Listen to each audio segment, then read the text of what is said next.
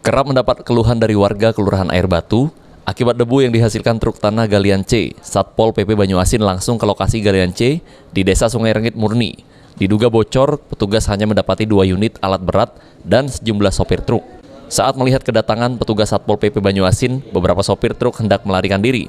Berkat kesigapan petugas, sopir truk akhirnya dapat diamankan untuk dimintai keterangan.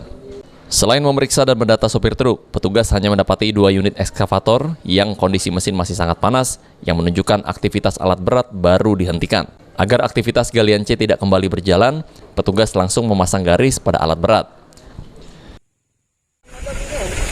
Jadi kami kesini, ini ada pengaduan masyarakat. Masyarakat beberapa RT di Kelurahan Batu dan Sungai Rengit ini sangat keberatan dengan penggalian galian C yang merupakan jual tanah ke usaha-usaha lain, dan penggalian ini melanggar. Pertama, tidak ada izin.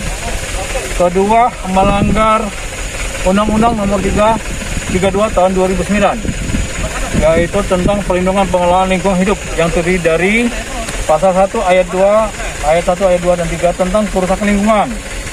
Pasal 36 tentang perizinan lingkungan. Terus pasal 109 tentang tidak adanya izin lingkungan. Jadi dari Undang-Undang 32 tahun 2009 ini sudah sangat parah ya, mereka melanggar ini. Kita lihat sendiri, mereka bukan ngeruk tapi menggali. Sudah merusak lingkungan. Ketua RT 08 Kelurahan Air Batu Yono mengaku khawatir jika aktivitas galian C terus berlangsung lantaran warga berencana memblokade jalan akibat debu truk yang sering melintas. Sudah lama Pak ya aktivitas. Kenapa kita keberatan dengan aktivitas itu Pak?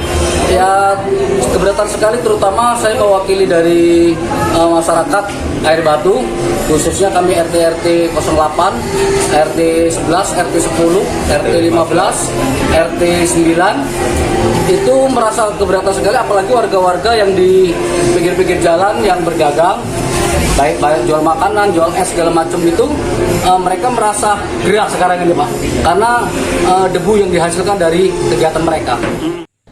Sulaiman, PAL TV.